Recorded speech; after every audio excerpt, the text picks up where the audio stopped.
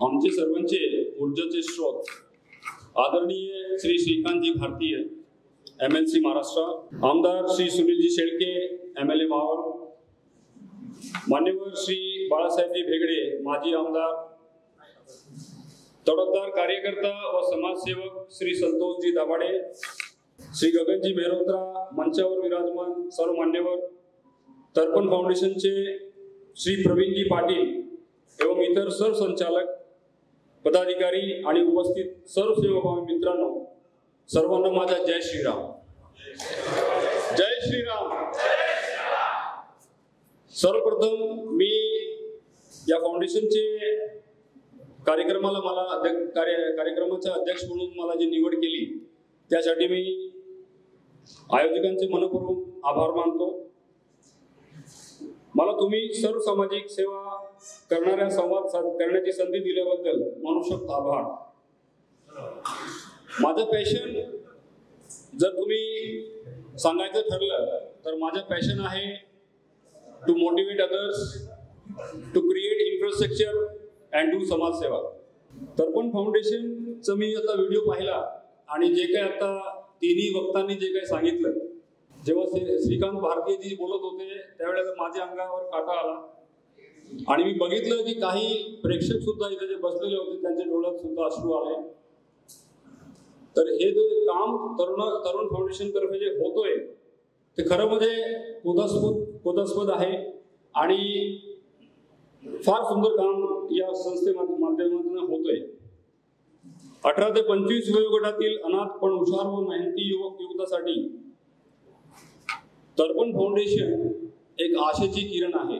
ही संस्था त्यांना शिक्षण, करिअर मार्गदर्शन, कौशल्य विकास आणि आर्थिक पाठबळ देते. चायनीज एक कहावत आहे, त्याच्यामध्ये असं म्हणतो की every seed has a forest in it. प्रत्येक बीजामध्ये एक अख्खा जंगल आहे, पण त्या बीजाला वरती येण्यासाठी एक चांगला वातावरण असलं पाहिजे.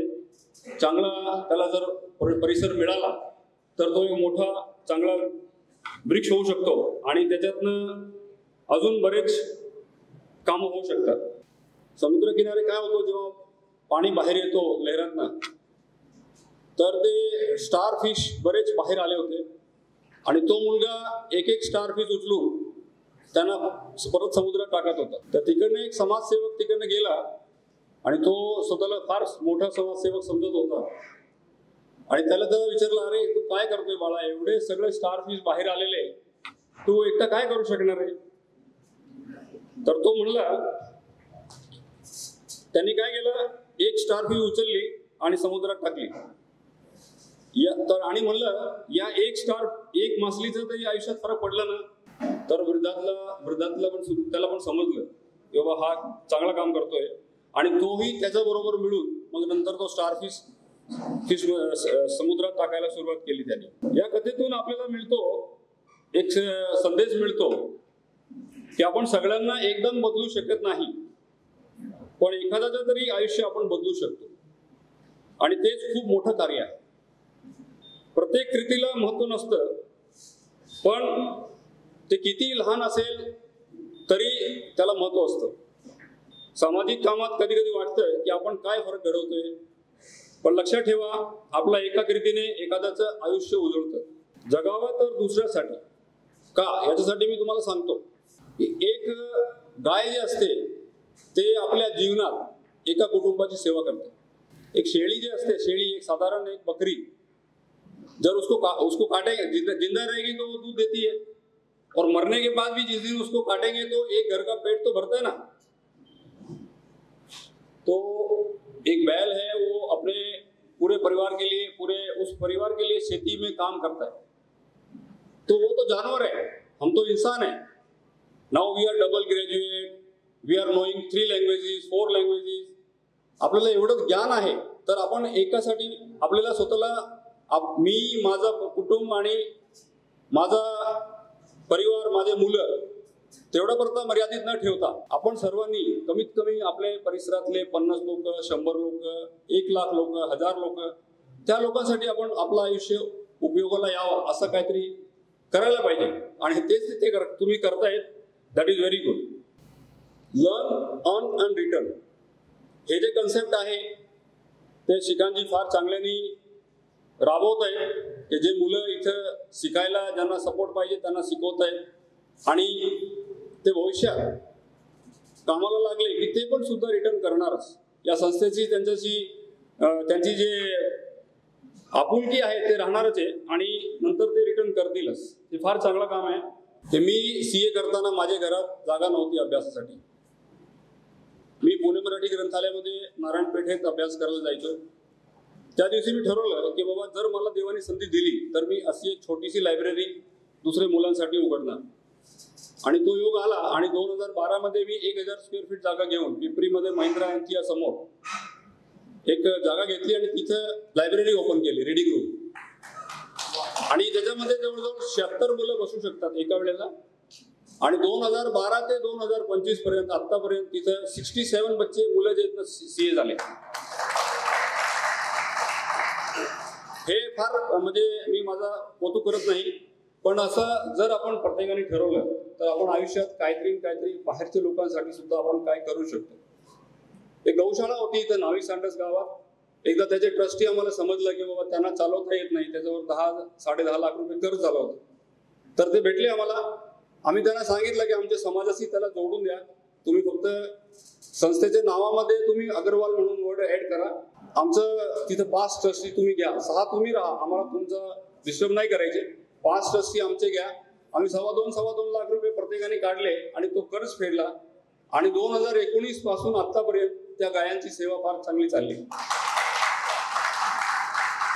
महाराजा अग्रसेन किचन ट्रस्ट म्हणून आम्ही एक संस्था उभी केली. आम्हाला अन्नदानाचा कार्यक्रम करायचा होता, पण आम्ही ठरवलं की आम्ही आमचा जे रिसिपियंट आहे तो that should keep on changing every day. Beneficiary जे आहेत ना ते सेम नाही पाहिजे. समजा तुम्ही जर काय अन्न पुरवठा सुरुवात केली आणि एकाच भागात जाऊन तुम्ही जर समजा अन्न वाटप केलं, एकाच दिवशी जर तुम्ही 2 तास उशिराने पोहोचले तर तुम्हाला शिवाय खावं लागणार. तर आम्ही ठरवलं की आम्ही हॉस्पिटलला देणार. आता आमची संस्थेमार्फत आम्ही जवळजवळ 250 ते 250 लोकांना दररोज एक दिवसाचा खाडा न करता 2018 पासून आतापर्यंत जवळजवळ 6 हॉस्पिटल पुण्यामधले आहे. तिथं आम्ही जेवण पाठवतो. आम्ही किचन सेटअप केलेलं आहे आणि माणूस घेऊन जातो. त्याच्यावर आमचा फोन नंबर असतो. एक दिवशी मला फोन आला एका लेडीजचा कोविडमध्ये, सर मी 2 पाकिट घेऊ का? अरे बोल काय झालं? तर ती म्हणली सर मला दुसरी मुलगी झाली आहे आणि माझे घरचे लोक मला भेटायला येत नाही. ते सोनवणे हॉस्पिटलची गोष्टी आहे भवानी पेठेत. तर म्हणलं ठीक आहे घे. म्हणजे असं आपण कुणाचा आपण काय सहयोग करू शकतो, कुठं आपण दुसऱ्यांसाठी उपयोगी पडू शकतो हे आपण ठरवलं पाहिजे. आणि आपण जास्तीत जास्त पैसे कमवून करणार काय? Ultimately first of all I believe that everybody has to be rich. म्हणजे every good human being has to be rich. त्याशिवाय पर्याय नाहीये. तुम्ही सामाजिक कार्य करत असेल तरी तुम्हाला रिच व्हावाच लागेल. You have to work on that. कारण त्याचं कारण काय माहिती आहे?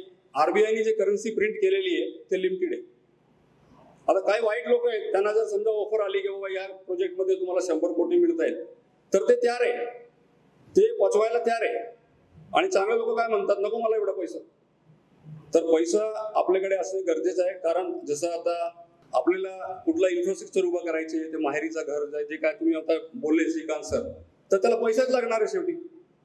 आता तुम्ही कुठलेही जरी समजा ऋषी मुनी बघितले किंवा आजचे संत बघितले तर ते कोणाच्या घरी जातात जेवायला? थांबतात कोणाकडे? पैसेवाल्यांकडे थांबतात ना, कारण तिकडनं त्यांना डोनेशन मिळतो.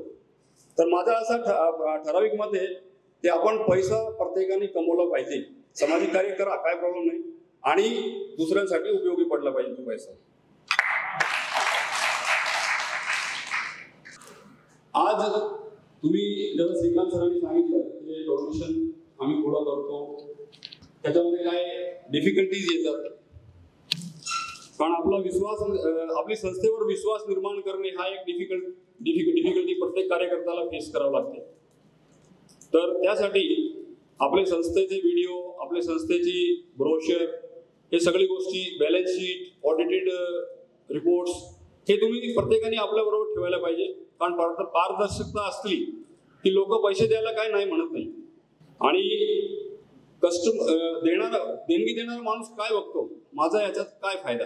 तर आपण आता समजा जसं माहेरीचं घर बांधणार आहे तर त्यामध्ये तुम्ही काय रूम्सना नावं द्या, तुम्हाला डोनर मिळतील, सहज मिळतील, तेव्हा तुमच्या वडिलांचं नाव तिथे लिहिलं जाईल. म्हणजे असं तुम्ही जर केलं, कारण समोरचा देणारा माणूस काय बघतो की मला याच्यातनं काय फायदा. आता ATG आहे, ATG मध्ये त्यांना 50% त्यांचे उत्पन्नातून त्यांना वजा मिळतं. हे तुम्ही सगळ्यांना माहिती पाहिजे, सगळे सामाजिक कार्यकर्त्यांना, की आपल्याला आपल्या संस्थेबद्दल संपूर्ण माहिती. आणि दुसरं, तुम्ही समोरच्या माणसाला जेव्हा देणगी गोळा करायला जातात त्यावेळेला तुमचा स्वतःचा आत्मविश्वास पाहिजे. तुमचं या संस्थेबद्दल फार मोठा एकदा म्हणजे तुमच्या मनात जर विश्वास असला की समोरचा माणूस लगेच कन्व्हिन्स होतो. मी कार्यकर्त्यांबद्दल सांगतो काही शब्द आहेत. थकून सुद्धा जे थांबत नाही, अडचणीवर जे हसत चालत राहतात, तेच खरे समाज सुधारक असतात, जे जगडून दुसऱ्यांचे जीवन उजळतात. दुसरं, हे सगळं करताना आपल्याला मानसिक थकवा येतो. आपली स्वतःची पण काळजी घेणे गरजेचं आहे. कारण if you are healthy then only you can do for others. स्वतःची तब्येतची काळजी घेणे हे प्रत्येकाला आवश्यक आहे. आणि काही क्वालिटी जे आपण स्वतःमध्ये ते निरीक्षण करून घ्या तुम्ही ॲज ए सोशल व्हॉलंटियर. हे सेवाभाव असला पाहिजे, सहानुभूती लोकांप्रती आपल्याकडे असली पाहिजे, संघटन कौशल्य हा पाहिजे आपल्याकडे, प्रभावीपणे आपण संवाद यायला पाहिजे, सहिष्णुता व समजुती पाहिजे, दृढ इच्छाशक्ती, दूरदृष्टी, स्वावलंबन प्रेरणा, कायद्यांचे ज्ञान. म्हणजे आपल्या ट्रस्टची जे संघटना आहे तर्पण फाउंडेशन, त्याच्याबद्दल तुम्हाला सगळं नॉलेज पाहिजे. If the donor ask you anything then you should be able to reply. ATG, CSR, all these knowledge is required. Patience पाहिजे. You are doing a wonderful work. And I thank once again Shrikantji Bhartiya for inviting me here and listening to him. On my behalf, I will commit one thing. आपले तर्पण foundation तर्फे जेवढे मुलींचे लग्न झालेले, आता श्रावण महिना आहे, 9 तारखेला रक्षाबंधन आहे, मी माझ्या वतीने कमिटमेंट करतो, त्यांचे मला ॲड्रेसेस द्या. त्यांचे घरी 9 तारखेच्या आतमध्ये जे काय, आता श्रावण की एक कोथली रहती है हमारे यहाँ पे जो मायरे से आती है, तो मैं उनके पास भिजवा दूंगा. और इसके बाद भी जितनी लड़कियों की शादी होती रहेगी फ्यूचर में भी सर, हर साल उतना छोटा सा काम तो मैं कर ही सकता हूँ कि उनके घर पे कुछ ना कुछ मीठा पहुंचे, उनके घर पे कुछ साड़ी पहुंचे, ऐसा कुछ पहुंचे. तो हर श्रावण को मैं कमिट करता हूँ. और उसके अलावा भी तर्पण फाउंडेशन को जब भी मेरी कभी आवश्यकता होगी तो डेफिनेटली मैं आपके साथ खड़ा हूँ. हम अग्रवाल हैं, हम पर लक्ष्मी माता का वरदान है और हम परिश्रमी हैं. तो आप जैसा भी कभी भी मेरी कहीं आवश्यकता पड़ती है, मैं तर्पण फाउंडेशन के सबके साथ में हूँ. आपको अगर किसी भी स्टूडेंट्स को मोटिवेट करने के लिए या स्टूडेंट्स से बात करने के लिए अगर कोई मेरी आवश्यकता पड़ती है तो मैं उसके लिए भी तैयार हूँ. आप मुझे फोन कीजिए. आज मुझे बहुत अच्छा लगा इधर आकर. Thank you very much.